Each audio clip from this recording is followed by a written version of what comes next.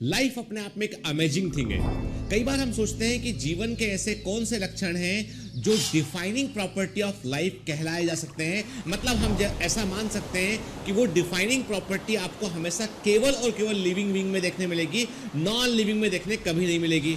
तो आपके दिमाग में झट से आंसर आएगा रिप्रोडक्शन, जो कि गलत आंसर है, क्योंकि रिप्रोडक्शन जो है वो डिफाइनिंग प्रॉपर्टी ऑफ लाइफ नहीं है। क्योंकि कई सारे ऐसे एनिमल आपको मिलेंगे जो रिप्रोड्यूस नहीं कर सकते हैं पर वो जीवित होते हैं। जैसे कि हम म्यूल्स की बात करें, हम जो है वो वर्कर बी की बात करें हम, तो ऐसी मधुमक्खियां जो वर्कर बी होती हैं वे वास्तव में रिप्रोड्यूस नहीं कर पाती हैं। म्यूल्स जो होते हैं वो भी रिप्रोड्यूस नहीं कर पाते हैं। कई सारे ह्यूमन कपल आपको ऐसे मिलेंगे जो रिप्रोड्यूस नहीं कर पाते, जिनके बच्चे नहीं होते हैं। तो क्या वो नॉन लिविंग है? तो इसका मतलब रिप्रोडक्शन डिफाइनिंग प्रॉपर्टी नहीं है।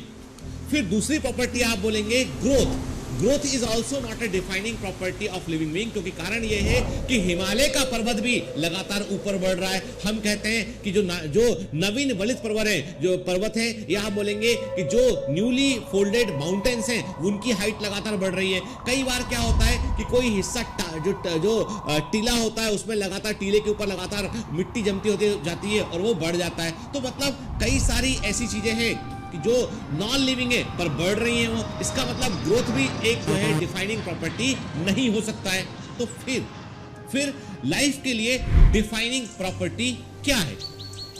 तो लाइफ के लिए सबसे इंपॉर्टेंट डिफाइनिंग प्रॉपर्टी है जो सेल के अंदर लगातार होने वाला घटनाक्रम। मतलब यह है कि हमारी सेल्स के अंदर होता है प्रोटोप्लाज्म, जो लगातार जो है वो काम कर रहा होता है एक मशीन के समान। मतलब आप समझ लीजिए कि प्रोटोप्लाज्म जो होता है वो एक प्रकार से एक ऐसी वर्कशॉप है जहां पर जीवन की समान क्रियाएं चल रही होती है, जहां पर मेटाबॉलिज्म हो रहा होता है। मेटाबॉलिज्म बोले तो जब पदार्थों को बनाते हैं हम एनाबॉलिज्म बोलते हैं, पदार्थों को तोड़ते हैं हम कैटाबॉलिज्म बोलते हैं, और एनाबॉलिज्म और कैटाबॉलिज्म दोनों को मिलाकर हम बोलते हैं मेटाबॉलिज्म। तो मेटाबॉलिज्म एक डिफाइनिंग प्रॉपर्टी है जीवन की। मतलब metabolism is a defining property of life. तो पहली प्रॉपर्टी सामने आई, वो है मेटाबॉलिज्म।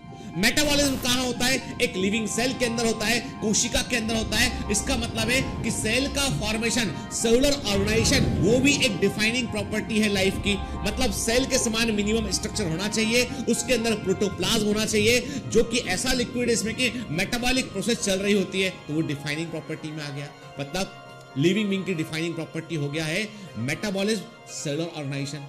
और इसके अलावा भी क्या कोई ऐसी डिफाइनिंग प्रॉपर्टी है जो हम भूल रहे हैं? दरअसल कॉन्शियसनेस।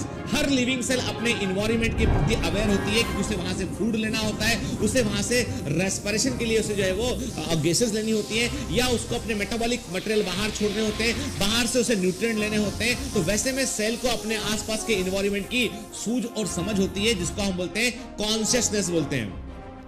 आप बोलोगे क्या आप मुझे सुन पा रहे हैं, समझ पा रहे हैं? ये भी तो कॉन्शियसनेस है। ये है सेल्फ कॉन्शियसनेस, कि आप सुन रहे हैं, पढ़ रहे हैं, अपने प्रति आप अवेयर है। तो सेल्फ कॉन्शियसनेस जो है वो सिर्फ ह्यूमन बीइंग में होती है, लेकिन दुनिया के बाकी सभी एनिमल्स में, बाकी सभी क्रिएचर्स में, सभी लिविंग बीइंग में आपको कॉन्शियसनेस देखने मिलती है। तो कॉन्सेप्ट 1 में आज हमें मालूम चला कि defining property of living being क्या होती है: metabolism, cellular organisation and consciousness.